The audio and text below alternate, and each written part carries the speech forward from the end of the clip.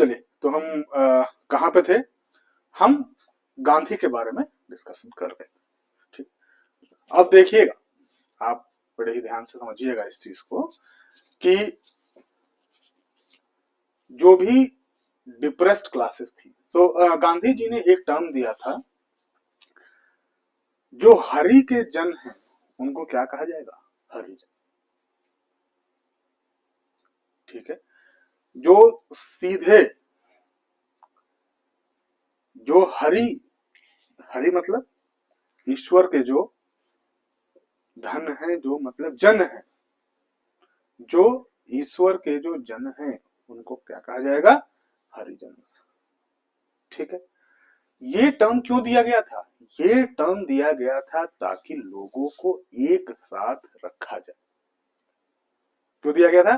ताकि लोगों को क्या किया जाए? एक साथ रखा जाए।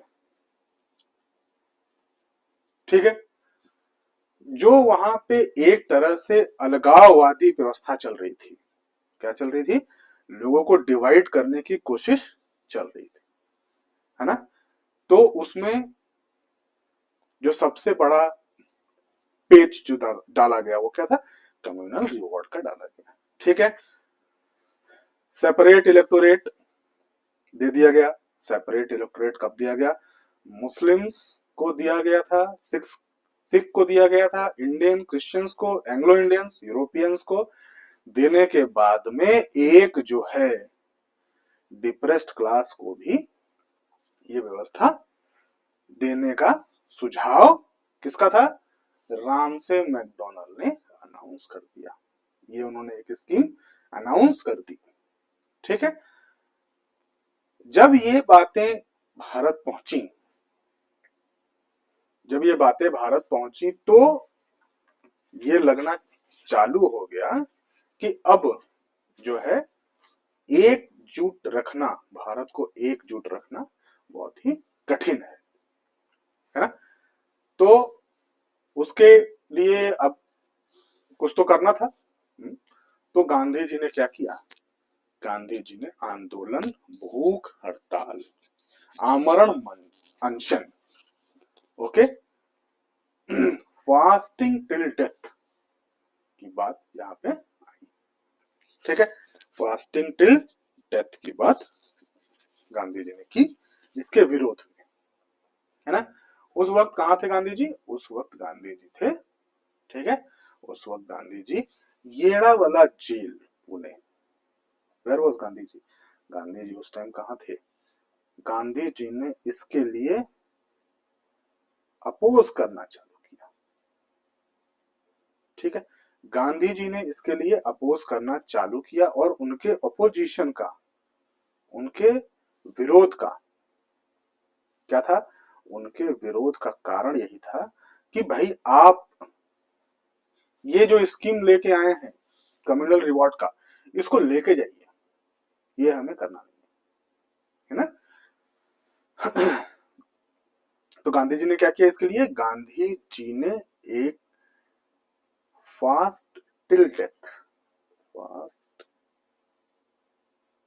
Till death, fast till death का मतलब क्या होता है जी? फास्ट टिल डेथ का मतलब होता है आमरण अनशन।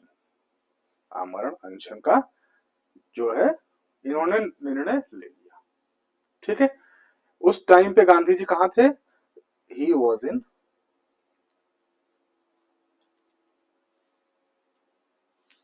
पुणे की एक जेल थी जिसका नाम था, पुणे की जेल का क्या नाम था?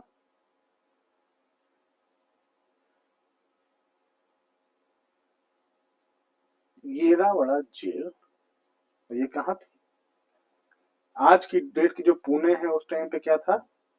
पूना था। क्या था? पूना था। ठीक है, अब उन्होंने जब आमरण अनशन करने का निश्चय ले लिया तो अब इस चीज को वापस से रिजॉल्व करने के लिए कुछ लोगों ने गांधी जी से मिलना प्रारंभ किया। People start to meet Gandhi. Okay, उन लोगों में जो मेजर कम्युनिटी, जो मेजर पार्टी, ठीक है, जो थी, उसमें कौन सी पार्टी थी? कांग्रेस के लीडर्स ने मिलना चालू किया और इन लोगों ने, ठीक है, कांग्रेस ने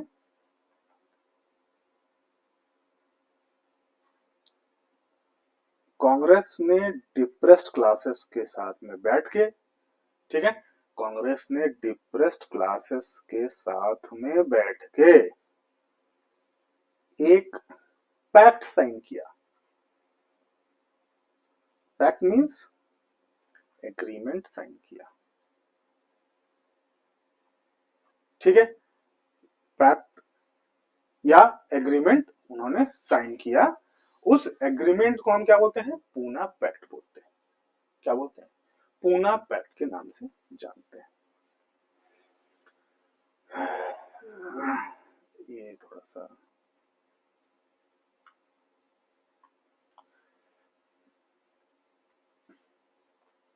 पूना पैक्ट के नाम से उसको जानते हैं, ठीक है।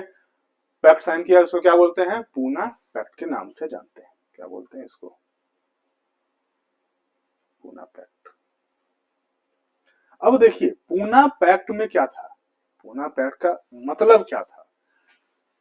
जो भी डिप्रेस क्लासेस थे, अब उन्होंने देखिए ये जो कम्युनल रिवॉर्ड आया उसके थ्रू बहुत ही आसानी से लोगों ने क्या कर दिया था, डिप्रेस क्लासेस को अच्छी तरीके से भड़काया था कि भाई देखिए मुस्लिम्स को दिया गया, सिख्स को दिया गया, एंग्लो इंडियंस को दिया गया, यूरोपियंस को दिया गया है जी, सबको दे दिया गया। आप लोग के साथ इतनी ज्यादती हुई है कि आपको तो ये दिया ही नहीं जा रहा है। आपके लोग आपके लीडर्स को चुन के तो ला ही नहीं पाएंगे, है ना। तो उसके अभी क्या हो गया फिर, जब कांग्रेस ने डिप्रेस क्लासेस को मनाने की जितनी भी तैयारियां की वो सारी फेल हो गई थी। उनको मनाने के लिए कुछ तो उनको देना था, है ना, कुछ तो देना था। अब ये कुछ तो क्या था? ये कुछ तो था रिजर्वेशन इन सीट। क्या गया? रिजर्वेशन इन सीट दिया गया। क्या गया? They were given reservation in seat, they were given reserved seat. Reserved seat जो है डिप्रेस क्लासेस को दे दी गई और इनको कहा गया कि देखिए भाई आप जो हैं हिंदू के साथ में ही मिलके, इलेक्टोरेट आपका जो रहेगा वो किसके साथ में रहेगा? Your electorate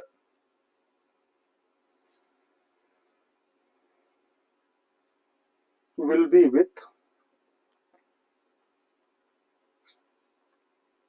Hindu. हिंदू की जब मैं बात कर रहा हूं तो मैं वो बात नहीं कर रहा हूं जो आप आज के परिप्रेक्ष्य में जो हिंदू समझ रहे हैं। जो कम्युनिटी मुस्लिम, Sikh, Indian Christians, Anglo Indians, Europeans, इनको छोड़ के जो भी कम्युनिटी इंडिया में उस वक्त थी उसको हिंदू ही कहा जाएगा, ठीक है। उसको हिंदू ही, उस इलेक्टोरेट को हिंदू इलेक्टोरेट ही कहा जाएगा, ठीक है। आपको ये बात समझ में आ गई? ये कम्युनल रिवॉर्ड आपको समझ में आ गया, ठीक। 1932 की घटना है, ठीक है जी। चलिए अब हम अपने ये जो बात थी वो क्या हो गई थी, ये जो बात थी वो पीछे छूट गई थी। ये जो हमने पढ़ाई किया था उसमें ये पीछे छूट गई थी, है ना। छूट गई थी मतलब जो हमने उसमें बोला था उसमें आवाज प्रॉपर नहीं आई थी, है ना। चलिए वेरी गुड। कम्युनल आपको रिवॉर्ड समझ में आ गया, कम्युनल अवार्ड समझ में आया। अवार्ड क्या था? ठीक है, श्राप था ये। चलिए और इनको रिटेन कर लिया गया। बात समझ में आ गई? फिर से दोहराने की तो इसकी जरूरत नहीं है, आप वापस से इसको एक बार जरूर पढ़िएगा, समझ में आपको आएगा कम्युनल अवार्ड या रिवॉर्ड जो भी है वो क्या था, ठीक है। बहुत जगह कम्युनल अवार्ड कहा जाता है, बहुत जगह कम्युनल रिवॉर्ड भी कहा जाता है, क्योंकि चलिए ठीक।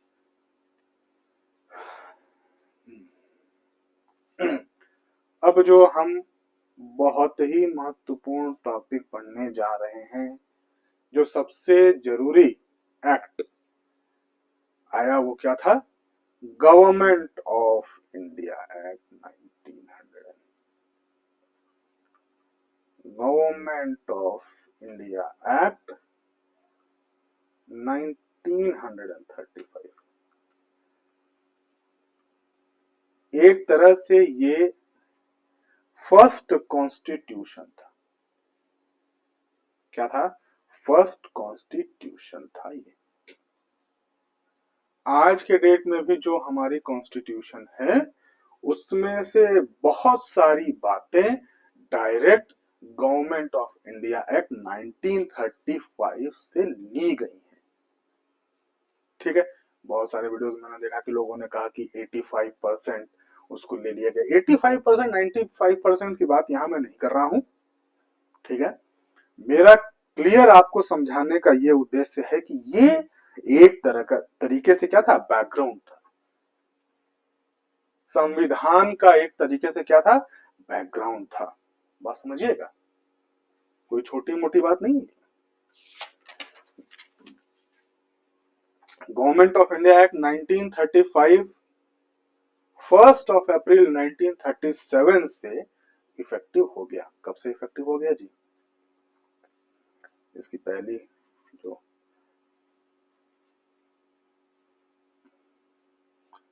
इफेक्टिव फ्रॉम 1 अप्रैल 1937। ठीक है, बातें समझिएगा। अब क्या किया जा रहा है? अब वर्ल्ड वॉर 1 खत्म हो चुका है, वर्ल्ड वॉर 2 की तरफ लोग धीरे धीरे अग्रसर हो रहे हैं। Moving toward world war 2। ठीक है, चीजें अब क्या हो रही हैं? अब चीजें हाथ से निकलती जा रही हैं ब्रिटिश गवर्नमेंट के।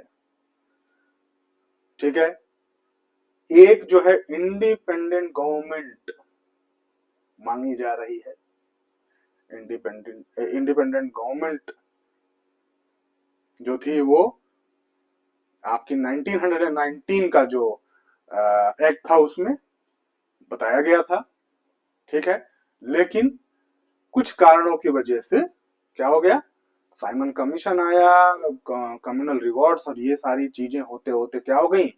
ये सारी बातें होते होते एक्ट ऑफ 1935 आ गया। समझिएगा, एक्ट ऑफ 1935 आने के बाद में थोड़ी सी हलचल जो है जनता में बढ़ गई। थोड़ी सी हलचल क्या हो गई? जनता में बढ़ गई कि भाई अब जो है हम आजाद होने वाले हैं। क्या होने वाले हैं? अब हम आजाद होने वाले हैं। अब आजाद, अब जब आपको आजादी मिलेगी तो उसमें क्या होगा? आप चलाएंगे कैसे? आपको एक देश दिया जा रहा है, उसको चलाने के लिए कुछ तो आपको करना पड़ेगा। याद होगा आपने साइमन कमीशन जो बैठा, साइमन कमीशन के फेलियर की वजह से क्या हुआ? ब्रिटिश गवर्नमेंट ब्रिटेन में बैठी। ठीक है, एक जो ब्रिटिश इंडियन गवर्नमेंट है जिसकी रूलिंग यहां पे चल रही है भारत में, और जो प्रिंसली स्टेट्स हैं, उन सभी तीनों ने मिलकर क्या डिसाइड किया? एक व्हाइट पेपर हम साइन करेंगे। वही व्हाइट पेपर एक तरीके से बन के आया act of 1935, government of India act 1935। ठीक है, यहां से पूरी तरीके से भारत को रूल करने की, नॉट रूल, भारत को किस तरीके से व्यवस्थित करना है, किस तरीके से यहाँ पे राजकाज चलाना है, कैसे इसके विकास की बातें होंगी, सारी बातें 1935 के गवर्नमेंट ऑफ इंडिया एक्ट में दी गई। अब जो है पावर छीनने की बात हो गई। किससे पावर छीनने की बात हो गई? ब्रिटिश गवर्नमेंट से पावर छीनने की बात हो गई। जब ब्रिटिश गवर्नमेंट से पावर छीन के कहां देंगे? लोगों को देने की बात होगी, भारतीयों को देने की बात होगी। This is not about democracy. I will just try to check here, ये डेमोक्रेसी की बात यहां नहीं आई, ठीक है। कहीं जिक्र नहीं हुआ कि डेमोक्रेसी की बात यहाँ हो रही है, ठीक है। अभी तो बहुत सारे ऐसे स्टेट थे जो कि जैसे हैदराबाद हो गया, और ये सारे स्टेट जो थे वो क्या थे, वो अपना जम्मू एंड कश्मीर, ठीक है, ये सारे जो है वो राजाओं के अधीन ही थे। तो डेमोक्रेसी की बात एक तरीके से भारत की नहीं हो रही थी, एक भारतीयों को ब्रिटिश जो गवर्नमेंट थे, ब्रिटिश रूलिंग से चीजों को उठा करके और अपने हाथ में, भारत के लोगों के हाथ में देने की बात यहां हो गई। भारत के लोग मतलब जो लेजिस्लेटिव में जो लोग थे, ठीक है, आप कैसे उस चीज को चलाएंगे, कैसे भारत को चलाएंगे, वो सारी बातें यहां होनी चालू हो गई। अब देखिएगा क्या है भाई, बहुत ही lengthy, it was one of the lengthiest document, ठीक है। अगर ये बोला जाए कि lengthiest, very lengthy and detailed,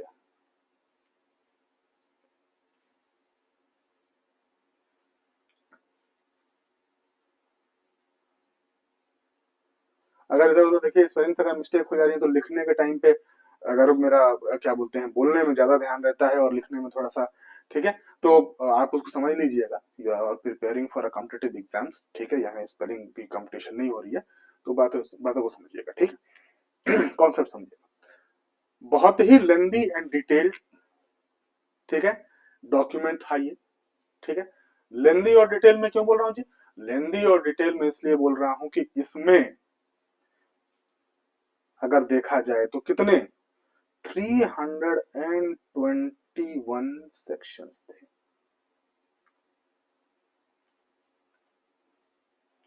और कितने 10 शेड्यूल्ड,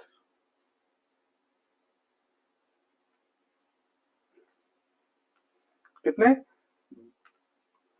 321 सेक्शन और 10 शेड्यूल को मिला करके एक डिटेल डॉक्यूमेंट आपको दिया गया था, एक संविधान टाइप का स्ट्रक्चर आपको दिया गया था, जिसके थ्रू आपकी सारी बातें, आप कैसे रूल करेंगे, क्या करेंगे, कहां पे लेजिस्लेशन कहां पे होगा, एग्जीक्यूटिव कहां पे होगा, एडमिनिस्ट्रेटिव कहां पे होगा, ठीक है, ये सारी बातें आपको दी गई, ठीक है। इसको पढ़ने के लिए, ठीक है, इसको पढ़ने के लिए हम दो तरीके से इसको पढ़ेंगे, ठीक है। 1935 के एक्ट को अच्छे से समझने के लिए इसको दो तरीके से हम पढ़ेंगे। पहला होगा वो पूरी बातें जो कि क्या थी, वो पूरी बातें जो कि क्या थी, एबॉलिशन में आ गई, जो आज तक चला आ रहा था, ठीक है,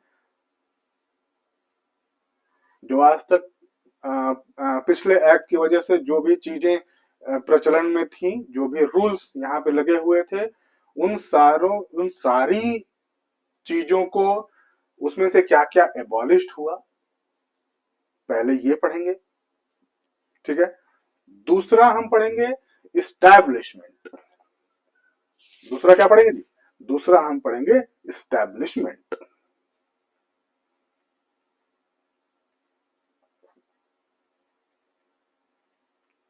अच्छा, कोई भी एक्ट अगर आता है तो यही सारी दो चीजें तो होती हैं, एक जो पुरानी बातें जो कि प्रचलन में नहीं है, जो कि आज के डेट में रेलेवेंट नहीं है, उनको आप एबॉलिश करिए, और जो नई बातें आपको चाहिए, जो नई रूल्स एंड रेगुलेशन आपको लानी है, उनको क्या करिए, उनको आप लेके आइए, उनको क्या करिए, इस्टेब्लिश कीजिए। तो आप जब ये दोनों बातें पढ़ेंगे तो आपको ये बात समझ में आ जाएगी, दो तरीके से हम इसको पढ़ने वाले हैं, दो पार्ट में हम डिवाइड कर देंगे किसको, गवर्नमेंट ऑफ इंडिया एक्ट 1935 को, क्योंकि ये बहुत बड़ा था और बहुत ही सुंदर तरीके से, बहुत ही बेहतरीन तरीके से इसमें सारी बातें दी गई थी।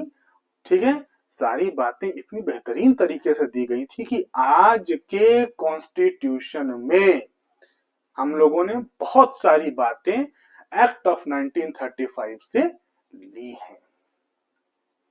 उसको क्या लिया है, उसको रीढ़ की हड्डी कहा जाता है, उसको बैकबोन की तरह से हम ट्रीट करते हैं। आशा है कि आपको ये बातें बिल्कुल ही क्लियर तरीके से समझ में आ रही हैं। सॉरी सॉरी, इसमें कहीं भी अगर आपको डाउट रह जाता है, ठीक है, तो उसके लिए आप कमेंट बॉक्स में पोस्ट करिएगा। ठीक है, बहुत जल्दी टेलीग्राम चैनल में मिल जाएगा आपको। ठीक है, लेकिन बात समझ में आ रही है आपको? दो तरीके से हम इसको पढ़ेंगे, एबॉलिशमेंट, इस्टेब्लिशमेंट। ठीक है, तो हम प्रारंभ करते हैं भाई, किस बात की देरी है, हम स्टार्ट कर देते हैं पहली बात को लेकर के। वहां जाने से पहले एक जो है बात, एक छोटा सा टॉपिक, छोटा सा तो नहीं लेकिन एक जो सबसे महत्वपूर्ण जो इसमें बिंदु है वो क्या है, डिवीजन ऑफ पावर। ठीक है, डिवीजन ऑफ पावर की बात बोली जाती है।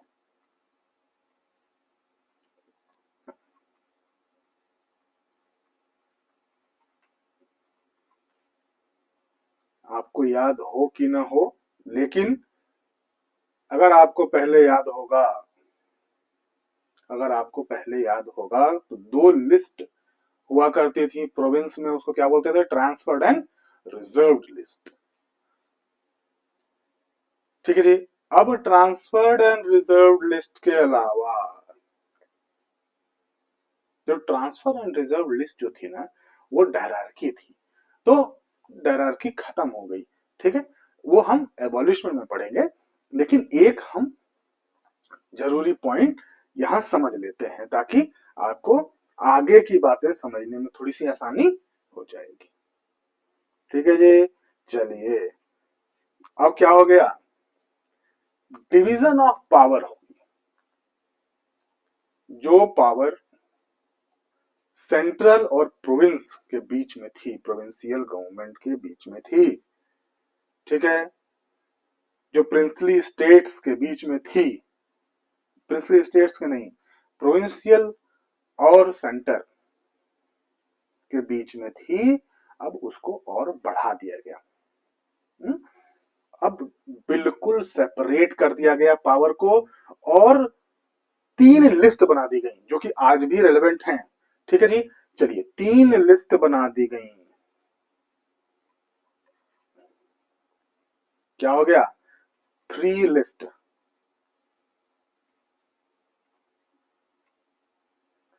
तीन लिस्ट बना दी गई, वो तीनों लिस्ट का नाम जरा बताइए आप लोग, तो मुझे उम्मीद है सब बता देंगे यार। इसमें ऐसा कोई, सर इसमें ऐसी क्या बात है जो आप मतलब हमसे पूछ रहे हैं? नहीं जी, आपसे पूछ नहीं रहे हैं साहब, हम तो अपना बता रहे हैं आपको। फेडरल लिस्ट, दूसरी क्या हो गई, प्रोविंशियल लिस्ट,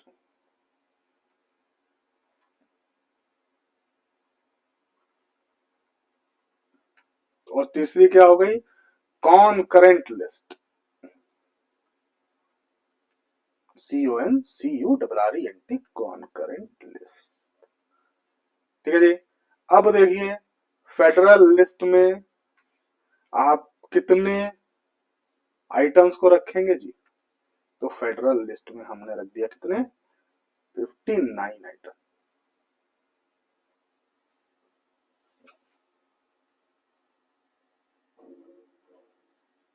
59 आइटम्स को रख दिया।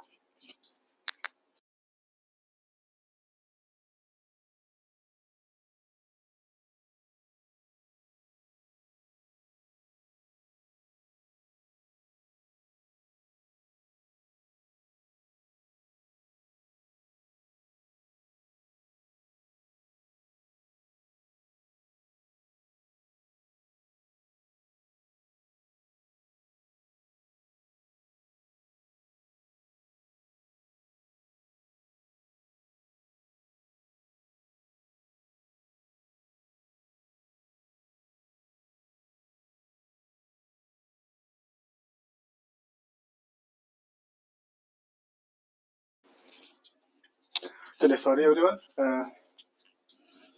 एक कॉल आ गई थी। चलिए तो हम क्या पढ़ रहे थे। हाँ चलिए, जो लिस्ट हमें बना के दी गई वो 3 तरीके की लिस्ट थी। क्या थी? पहली फेडरल लिस्ट, दूसरी प्रोविंशियल लिस्ट और तीसरी कॉन्करेंट लिस्ट। ठीक है। अब डिवीजन ऑफ पावर, जैसे मैंने आपसे कहा था कि सेंटर और यूनिट्स, ठीक है, सेंटर और यूनिट्स के बीच में हुई थी। यूनिट्स मतलब कि अगर देख लें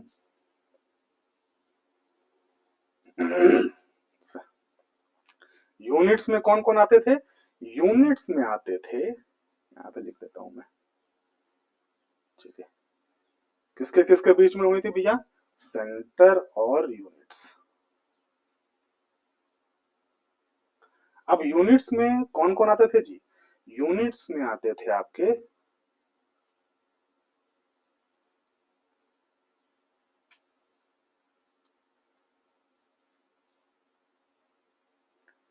प्रोविंसेस एंड प्रिंसली स्टेट, जो कि इंडिपेंडेंट थे, जैसे जम्मू एंड कश्मीर, हैदराबाद, ये सारी बातें।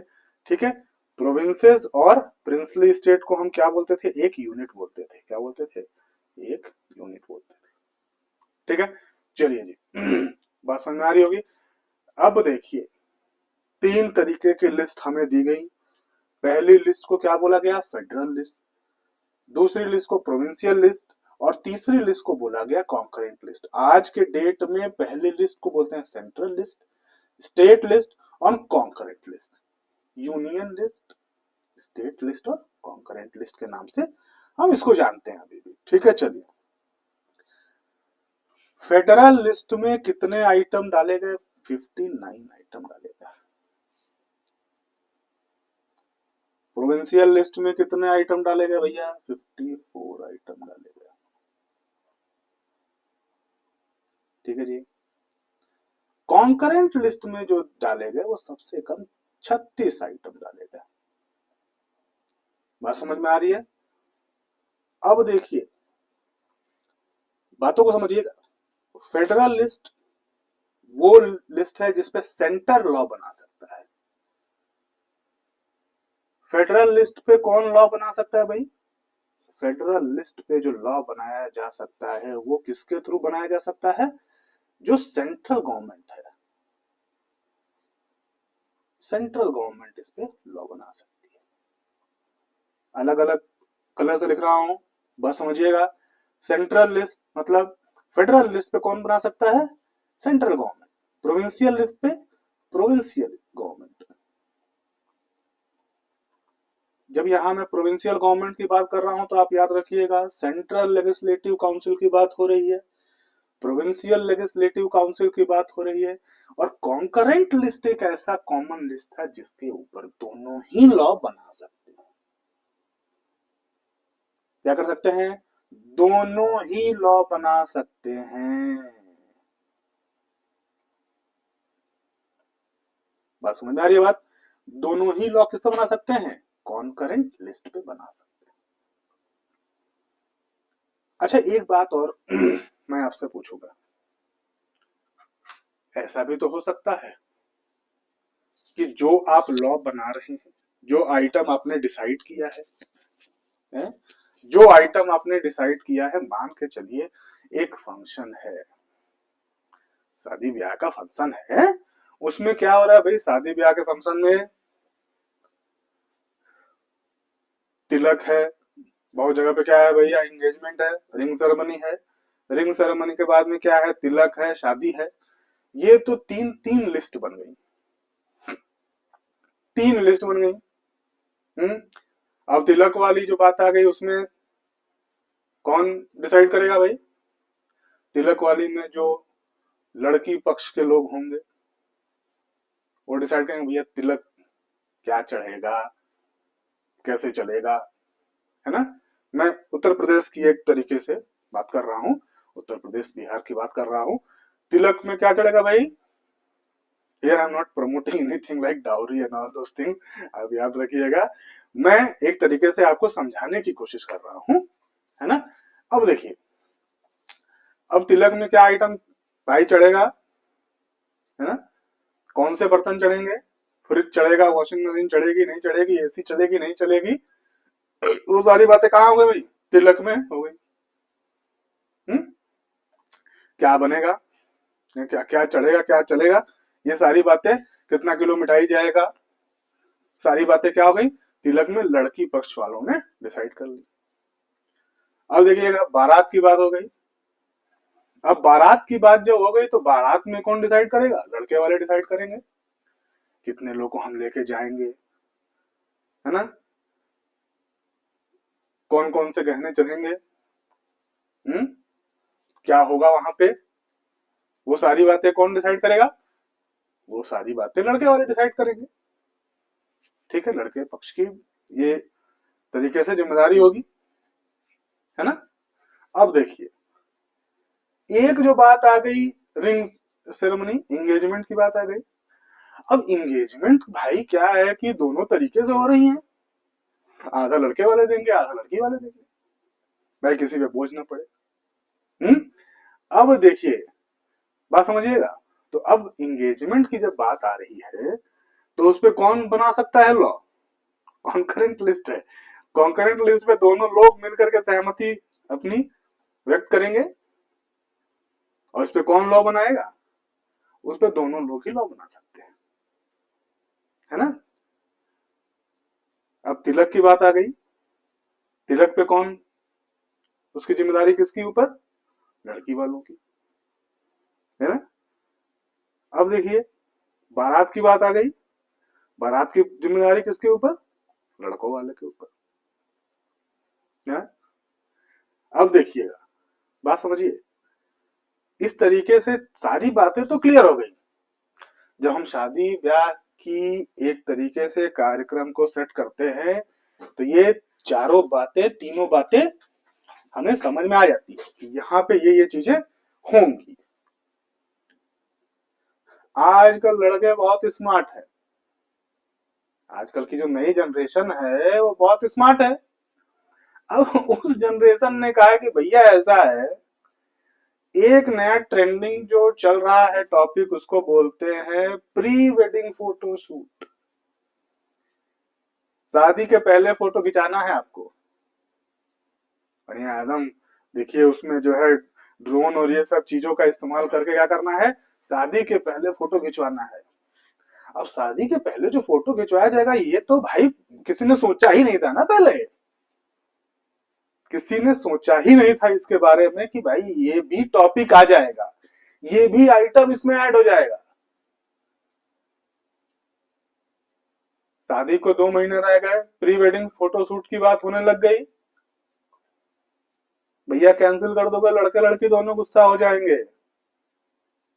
आप लोग जाइए पूरी का इंतजार करते रहिए, ये दोनों अलग अपना ब्याह रचा लेंगे, काम खत्म हो जाएगा आपको, फूफा मौसा जीजा जी अपना बैठे रहे, कोई टेंशन नहीं है। बात समझिएगा, इस चीज को मुझे लगता है कि आप समझ पा रहे होंगे, है ना। ये तो एक्स्ट्रा आइटम है, ये तो ना तो एंगेजमेंट में था, ना तो तिलक में था, ना शादी में था। हम्म, ये तो एक एक्स्ट्रा आइटम आ गया। अब जो एक्स्ट्रा आइटम आ गया भाई, उसके ऊपर भी तो लॉ बनाओगे, उसके ऊपर भी तो खर्चा होगा, और उसके ऊपर के खर्चे को कौन डिसाइड करेगा, उसके ऊपर के खर्चे को बोला गया कि देखिए ऐसा है, जो भाई बढ़िया घर के मालिक होंगे वही डिसाइड करेंगे। ठीक है, घर के मालिक मान के चलिए या फिर जो भी है, एक तरीके से। अब ये आइटम तो पहले डिसाइडेड नहीं था, अब ये आइटम के ऊपर लॉ बनाना है तो भाई उसको एक आइटम डिसाइड करना पड़ेगा, उसको एक टर्म देना पड़ेगा। अब उसको जो टर्म जो दे दिया गया, फोटो शूट, जो प्री वेडिंग फोटो शूट था, उसको क्या कह दिया गया भाई, आपको एक पावर देती जा रही है, जो मुखिया हैं उनको एक पावर देती जा रही है, उसको बोला गया रेसिड्यूअरी पावर। क्या बोला गया, रेसिड्यूअरी पावर। देखो बाबू, ऐसा है कि तीनों आइटम में कॉन्करेंट में फेडरल में, प्रोविंशियल में, तीनों लिस्ट में जो आइटम नहीं होंगे वो किस लिस्ट में जाएगा?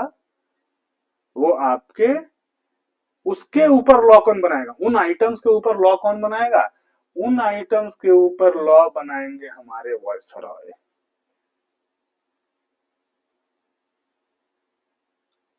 तो किसको पावर दे दी गई? To the viceroy. वायसरॉय मतलब गवर्नर साहब को, जो प्रेसिडेंट हैं, गवर्नर हैं, जो भी है, ठीक है। क्या बोलते हैं, गवर्नर जनरल। ये किसी एक पक्ष के उसको नहीं दी गई, लड़के वालों की लड़की वालों के तरफ दोनों लोग को जो है वो उनको नहीं दी गई। किसको दी गई? गवर्नर को दी गई, गवर्नर जनरल को दी गई, सॉरी गवर्नर को नहीं, ठीक है। गवर्नर जनरल मतलब वायसरॉय साहब। तो वायसरॉय साहब को एक पावर दे दी गई कि आप देखो ऐसा है, आप इसको समझो, इसमें कितना खर्चा पानी लगेगा, सब चीजों को समझ करके कैसे बच्चे फोटो खिंचाएंगे, कोई ऐसा बात ना हो जाए कि शादी कट जाए। इन सब का तो ऐसे व्यवस्था हो गया है कि मतलब एकदम जो है बच्चे वेस्टर्न हो गए हैं, चीजें ऐसी हो गई हैं, फैशन हो गया है, लेकिन कुछ ऐसी बात ना बिगड़े भाई, आपको इस पे जो है, इस आइटम पे जो है लॉ बनाना पड़ेगा। अब आइटम पे जो लॉ बन रहा है वो कौन बनाएगा? वायसरॉय। तो जो उनको पावर तो देनी पड़ेगी, नहीं तो बच्चे पूछेंगे भाई आप कैसे, फोटो शूट तो हमने डिसाइड किया, आप कौन है? तो उस पावर, तो वायसरॉय साहब जाके बोलेंगे भाई देखो मेरे पास रेसिड्यूरी पावर है, तीनों लिस्ट में, फेडरल, प्रोविंशियल, कॉन्करेंट, इन तीनों लिस्ट में जो आइटम नहीं होंगे उस पे जो लॉ बनेगा उस पे मैं लॉ बना सकता है, मैं ही भगवान है।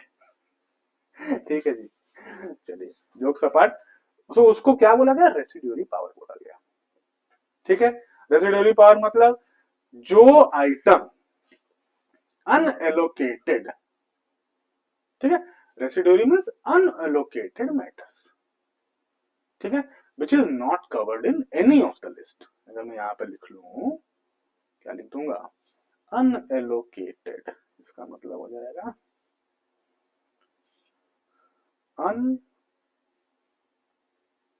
अनएलोकेटेड आइटम्स,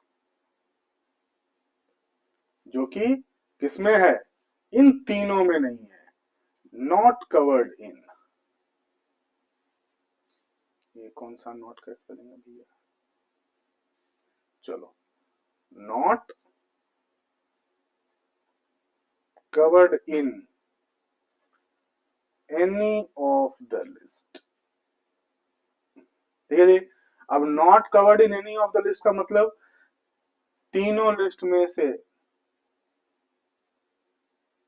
इंगेजमेंट, तिलक, शादी, इन तीनों के ऊपर तो लॉ बनाने का व्यवस्था हो गया था। अब जो प्री वेडिंग फोटो शूट की बात आ रही है, उस पे जो लिस्ट, उस लिस्ट पे, उस आइटम पे जो लॉ बनाएंगे वो वायसराय होंगे, रेसिड्यूरी पावर उनके पास में होगी, क्योंकि ये जो आइटम है वो तीनों में से किसी भी लिस्ट में नहीं है ना जी? बात समझ रहे हैं आप? तो ये हो गया आपका रेसिड्यूरी पावर। और रेसिड्यूरी पावर किसके पास में आ गई जी? वायसराय के पास में आ गई, वायसराय के पास में आ गई। अब आपको डिवीजन ऑफ पावर के बारे में पूरी जानकारी हो गई होगी, है ना? चलिए, बहुत ही एक महत्वपूर्ण बात, आप लोग सोच रहे होंगे भाई ये देखिए, ये सारी पावर जब आ गई, सब चीजें क्लियर हो गई, तब तो उसमें परेशानी क्या है? अब सब कोई मान गया होगा, सब कोई उसमें जो है बहुत स्मूथ तरीके से पूरा शादी का फंक्शन खत्म हो गया होगा। ऐसा कभी ना तो संभव हुआ है और ना फ्यूचर में संभव होगा। इस शादी जैसा समारोह एक बढ़िया तरीके से निपट जाए। ठीक है, इसी तरीके से जो लॉ आया गवर्नमेंट ऑफ इंडिया एक्ट 1935 का, उसमें ये संभव ही नहीं था कि सारी बातें इतनी स्मूथली हो जाए और एकदम मजे में सारी बातें खत्म हो जाए। ना भाई, है ऐसे कैसे होगा?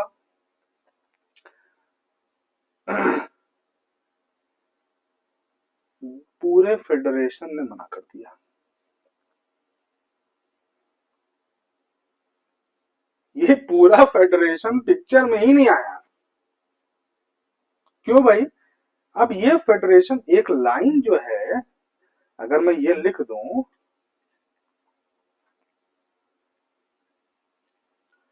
This federation never came into picture because, क्यों भाई? जो हमारे प्रिंसली स्टेट थे,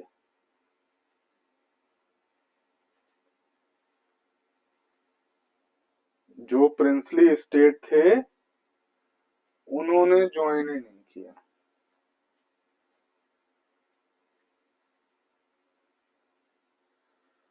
अब यूनिट की बात हो रही थी, वो यूनिट में से एक यूनिट के एक पार्ट ने क्या किया? ज्वाइन ही नहीं किया। अब भाई जब ज्वाइन ही नहीं किया तो काम खत्म। ये सारी बातें आई ही नहीं पिक्चर में। बात समझ गए? ये डिवीजन ऑफ पावर की बात हो गई।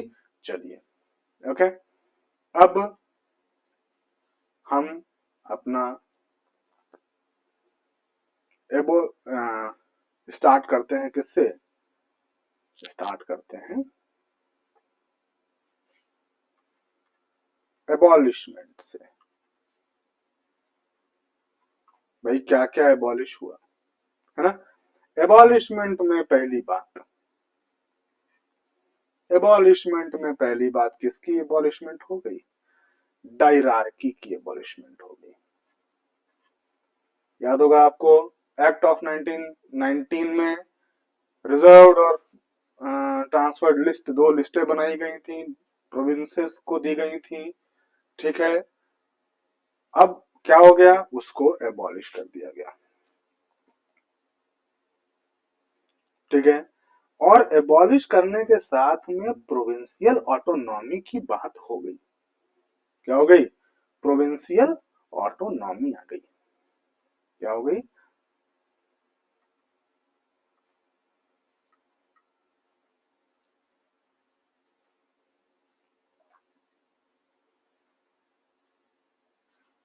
प्रोविंशियल ऑटोनॉमी हो गई। इंट्रोड्यूस प्रोविंशियल ऑटोनॉमी, इसको देख लेंगे, वॉज इंट्रोड्यूस्ड। ठीक है जी। अब प्रोविंशियल ऑटोनॉमी आ गई, प्रोविंस को पूरा अधिकार दे दिया कि जाइए आप लॉ बनाइए, रिजर्व्ड सब्जेक्ट हो, ट्रांसफर सब्जेक्ट हो, जिस पे लॉ बनानी है आप उस पे लॉ बनाइए, निश्चिंत रहिए। गवर्नर जो पहले पूरा तरीके से सर्वे सर्वा हुआ करते थे, उनको बोला गया कि भाई आपको एडवाइस लेनी पड़ेगी। किससे?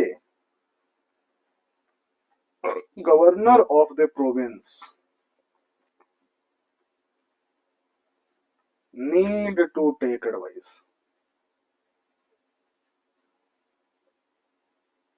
कुछ कुछ इस तरीके की बातें नहीं हो रही है जो आज के डेट में हम देखते हैं, है ना? देखिए,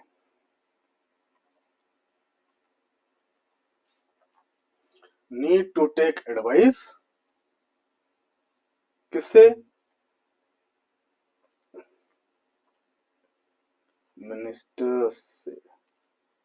मिनिस्टर्स से एडवाइस लीजिए। ठीक है, कौन से मिनिस्टर होंगे भाई? Responsible for the responsible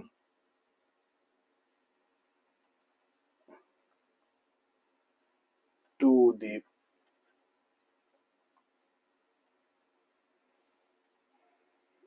provincial legislature.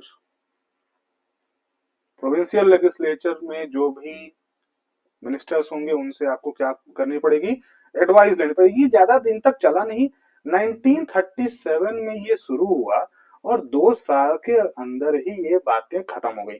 ठीक है, ये इतने टाइम तक ही चला, 2 साल के अंदर ही खत्म हुई। भाई जिसके अंदर पहले से गर्मी है वो पहले कंट्रोल करते हुए आ रहा है, उसको बोलो जाओ तुम अब इनसे एडवाइस लो, तो वो मानेगा क्या? नहीं मानेगा। सारी बातें खत्म हुई कि कौन सी, ये जो आपकी गवर्नर साहब की जो बात हो रही है कि आपको किससे मिनिस्टर से एडवाइस लेनी पड़ेगी, वो बातें 1937 में चालू हुई और 1939 में खत्म हो गई। 2 साल में काम खत्म। ठीक है, डायरार्की खत्म हो गई। अब दूसरी बात आ जाइए, जैसे ही डायरार्की खत्म हुई, डायरार्की खत्म हो गई, ठीक है, दूसरी एक और बात खत्म हो गई। आपको याद होगा एक काउंसिल ऑफ इंडिया,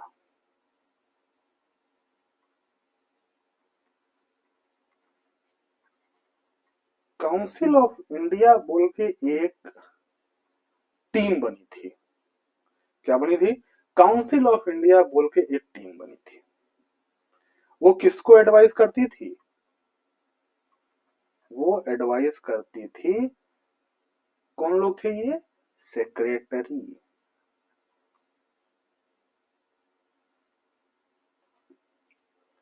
किसको जी? Secretary of state for India जो थे, इनको एडवाइस करती थी।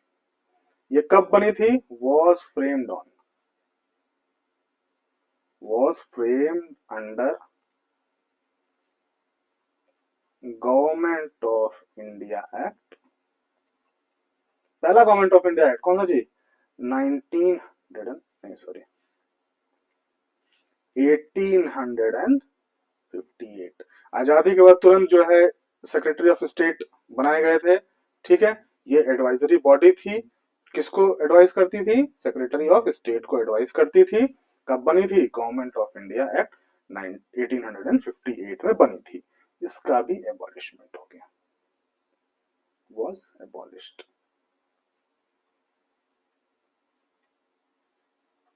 ठीक है जी। अब इसके जगह पे जो चीजें आई वो क्या हो गई?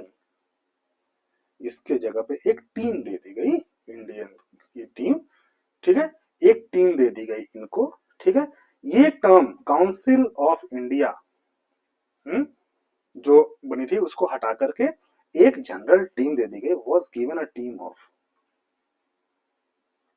Given a team of, given a team to advice बोल दें।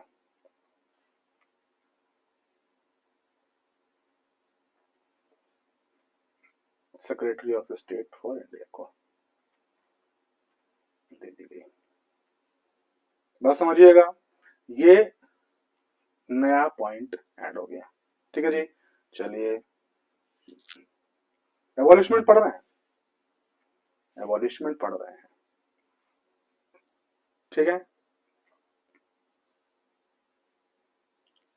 अब धीरे धीरे बातों को ये समझेंगे कि जब एबॉलिशमेंट हुई है किसी बात की, ठीक है, अब एबॉलिशमेंट में एक और भी चीजें थी, एक्सटेंशन। चलिए अब ये 2 मेजर पॉइंट एबॉलिशमेंट की आपको बात समझ में आ गई। ये तीसरी जो चीज मैं आपको बता दूं, एस्टैब्लिशमेंट।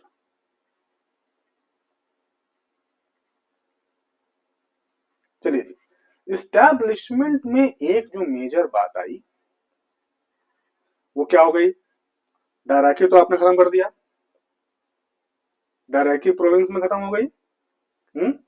प्रोविंस में डायरार्की तो खत्म हो गई, लेकिन अब एक नई बात आ गई, डायरार्की एट सेंटर। क्या हो गई भाई? Dyarchy at centre. Dyarchy at centre, dyarchy at centre. ठीक है, डायरार्की एट सेंटर में वही बातें। ठीक है, पूरे फेडरल लिस्ट को, फेडरल लिस्ट पता है ना आपको, फेडरल सब्जेक्ट अगर बोल दें, फेडरल सब्जेक्ट को दो पार्ट में डिवाइड करने की बात आ गई, किसमें, ट्रांसफर्ड और रिजर्व्ड सब्जेक्ट में डिवाइड करने की बात प्रपोज्ड हुई। डायरेक्टली और सेंटर का भी। अच्छा, एक और जरूरी बात, this never came into picture,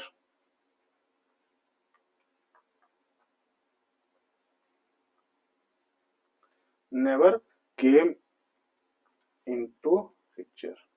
जब मैं बोलता हूं नेवर केम इनटू पिक्चर, मतलब कि एक्ट में तो दिया गया था कि भाई ये चीज होनी चाहिए, लेकिन वो कभी हुई नहीं बातें, तो इसको हम बोलते हैं नेवर केम इनटू पिक्चर। ठीक है, ठीक है, ये never came into picture. Dyarchy as centre propose किया गया था article 1900 and government of India act 1935 में, ये प्रपोज किया गया था। This was provided. ठीक है, this was provided.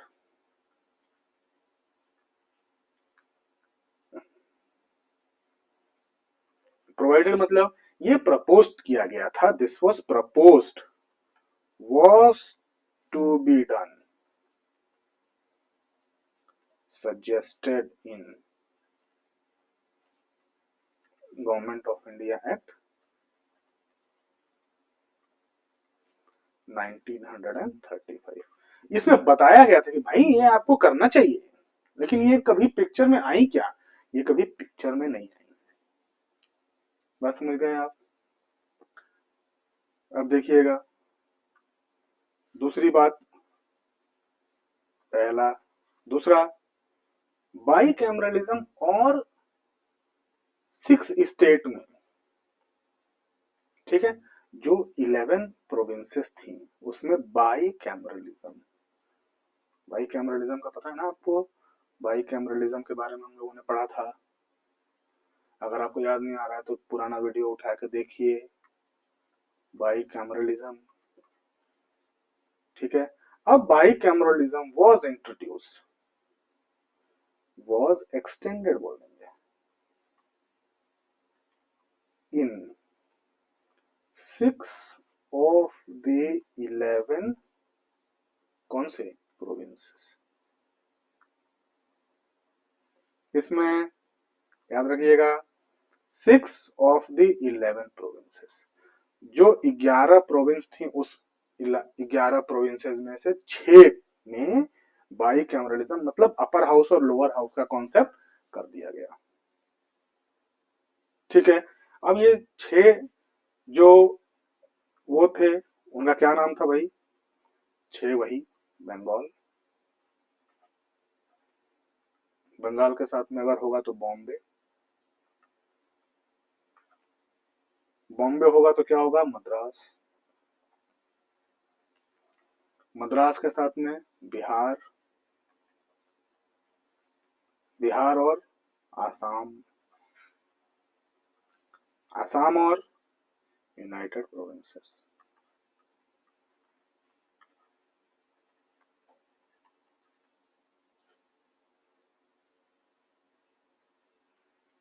United provinces. इसमें क्या दे दिया गया, इसमें दे दिया गया आपको लोअर हाउस, मैं ये लिख दूं, लोअर हाउस और अपर हाउस का कॉन्सेप्ट दे दिया गया।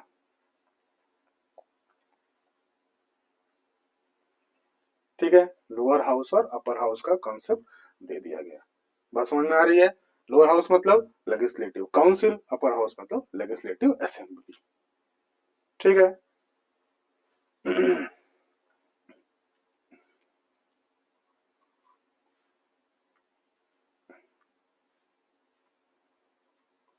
तीसरी बात जो स्टैब्लिश हुई, तीसरी बात जो स्टैब्लिश हुई, कम्युनल रिप्रेजेंटेशन।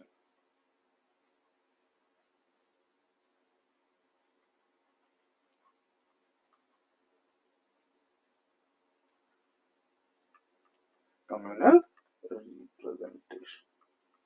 अब कम्युनल रिप्रेजेंटेशन वही बात एक्सटेंड कर दी गई, कितनी भी बातें कही गई, सजेस्ट तो किया गया था, वही सजेशन को आया 1935 में एक्ट में, वही सजेशन आया जो कि जिसका हम लोगों ने पूना पैक्ट में विरोध किया था। वो क्या था, इसको एक्सटेंडेड,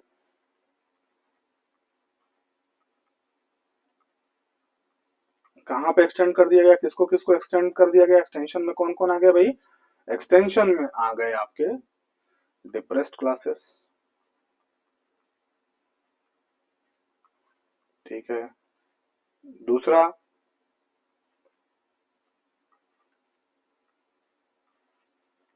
विमेन, महिलाओं को भी, और तीसरा लेबर्स, लेबर्स मतलब वर्किंग क्लास, वर्किंग क्लास मतलब वर्कर्स, बात समझिएगा। अब वर्कर्स को भी, विमेन्स को भी और डिप्रेस्ड क्लासेस को भी क्या कर दिया गया, इनको कम्युनल रिवॉर्ड देना निश्चय कर दिया गया था। 1935 के एक्ट में ये भी बन के आया, बात समझ रहे हैं आप। को ये सारी बातें बिल्कुल कॉन्सेप्चुअल हैं, आपको बिल्कुल समझ में आ रही होंगी, मैं उम्मीद करता हूं कि इसका बैकग्राउंड हम लोगों ने आपको स्टार्टिंग में ही दे दिया। वोटिंग, अब देखिए वोटिंग भी बढ़ा दी गई, वोटिंग का परसेंटेज बढ़ा दिया गया, वोटिंग राइट को क्या कर दिया गया, राइट को एक्सटेंड कर दिया गया, वोटिंग राइट को एक्सटेंड कर दिया गया, किसको, अब जो है कौन कौन वोट दे सकता था, जिसका अच्छा प्रॉपर्टी हो, जिसका अच्छा प्रॉपर्टी होगा, एडुकेटेड लोग, और जो इनकम वाले लोग होंगे, जो टैक्स पेयर होंगे, इनके लिए अब ये कहा गया कि close to 30 million people,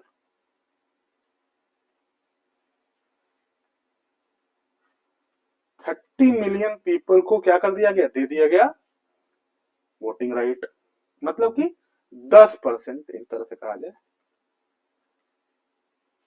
population को, जो पॉपुलेशन थी उसके 10% को वोटिंग राइट दे दिया गया, बात समझ रहे हैं, 10% को वोटिंग राइट दे दिया गया, बात समझ रहे हैं आप, ठीक है। एक्सटेंड कर दिया गया किसको, जिसके पास प्रॉपर्टी है, जिसके पास एजुकेशन है, जिसके पास इनकम टैक्स है, जो इनकम अच्छा कर रहा है, जो इनकम टैक्स दे रहा है, उन सभी लोगों को, ठीक है। अब देखिएगा सबसे महत्वपूर्ण बात जो कि आप याद रखिएगा, एक रिजर्व्ड बैंक की स्टैब्लिशमेंट हुई,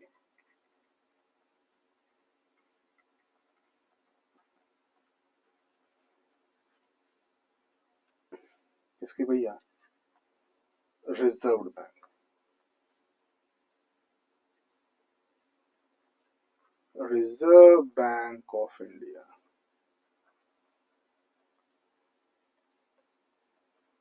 रिजर्व बैंक ऑफ इंडिया का की एस्टेब्लिशमेंट की बात यहाँ आई, रिजर्व बैंक ऑफ इंडिया के एस्टेब्लिशमेंट की बात आई, ठीक है। ये ई हो गया, एफ। अब this was the first time when establishment of a bank was noted down, that came into picture 1800 and 1935 का हम गवर्नमेंट ऑफ इंडिया पढ़ रहे हैं, जिसमें एस्टैब्लिशमेंट सेक्शन में क्या है, एस्टैब्लिशमेंट सेक्शन में क्या पढ़ रहे हैं हम, हमने देखा कि रिजर्व बैंक ऑफ इंडिया का भी एस्टैब्लिशमेंट हुआ। अब देखिए 3 तरीके की सर्विसेज जो आपकी यूनियन पब्लिक सर्विस कमीशन जो बनाई गई थी, sorry central public service commission बनाई गई थी, उसको 3 और पार्ट दे दिया गया पहली पार्ट को बोला गया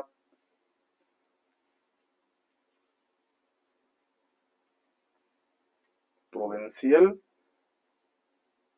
पब्लिक सर्विस कमीशन,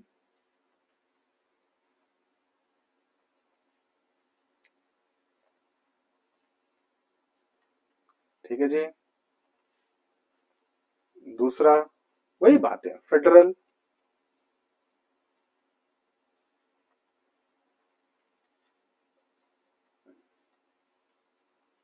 तो जो लोग स्टेट पीसीएस की तैयारी कर रहे हैं वो भाई किस, अगर उस टाइम पे आप लोग रहते तो किसकी एग्जाम देते आप लोग? प्रोविंशियल पब्लिक सर्विस कमीशन की देते हैं, ठीक है। और तीसरी जॉइंट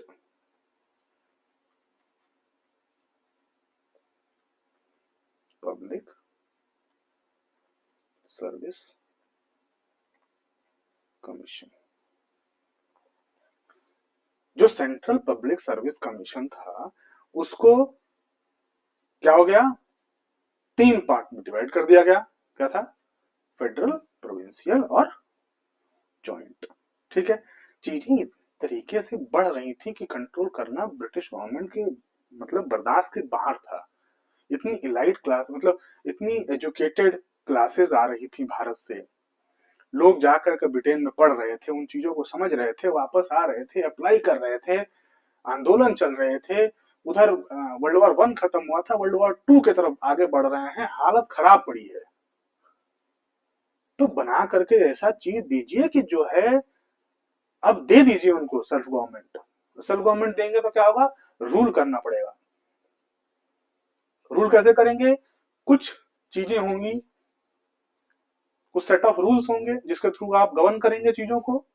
वो यही गवर्नमेंट ऑफ इंडिया एक्ट 1935 में है, ठीक है।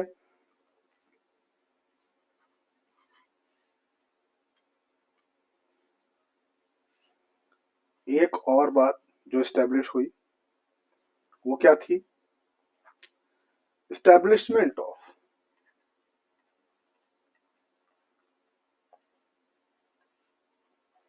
किसकी स्टैब्लिशमेंट जी? फेडरल कोर्ट, ठीक है। कौन से ईयर में? 1937। एक फेडरल कोर्ट की स्टैब्लिशमेंट हुई जो कि 1937 में प्रपोज करके 1937 में हुई। फेडरल कोर्ट मतलब पहले सुप्रीम कोर्ट तो था ही, एक फेडरल कोर्ट जो कि सेंट्रल लेवल पे काम करेगा, उसकी भी स्टैब्लिशमेंट 1937 में इसमें प्रपोज की गई,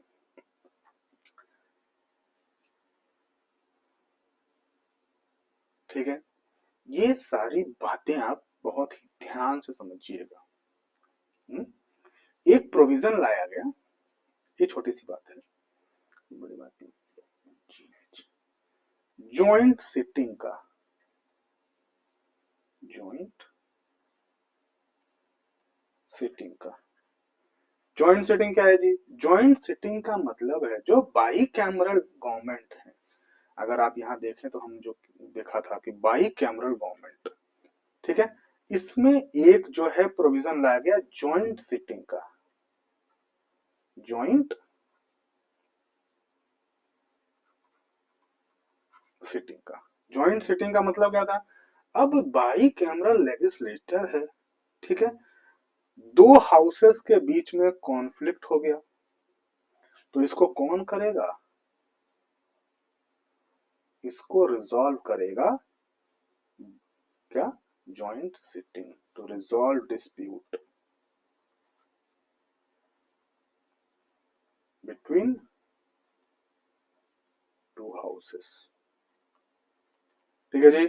दोनों हाउसेस के बीच में अगर, कौन कौन से house? Lower house, upper house, legislative council, ठीक है, और लेजिस्लेटिव असेंबली। इन दोनों के बीच में अगर कुछ कहा सुनी हो जाती है, कुछ बात विवाद हो जाता है, ठीक है, किसी लॉ के ऊपर में जबरदस्त डिस्कशन हो जाए, कुछ समस्या हो जाए, तो उसको कौन रिजॉल्व करेगा? उसको एक जॉइंट सिटिंग के थ्रू रिजॉल्व किया जाएगा। ये प्रोविजन भी पहली बार किसमें आया? 1935 में आया, ठीक है।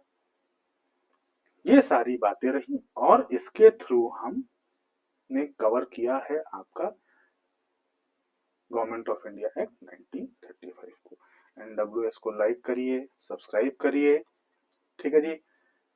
पढ़ाई करते रहिए, आपकी वीडियोस लेक्चर आती रहेंगी, ठीक है। नमस्कार, धन्यवाद, गुड टाइम।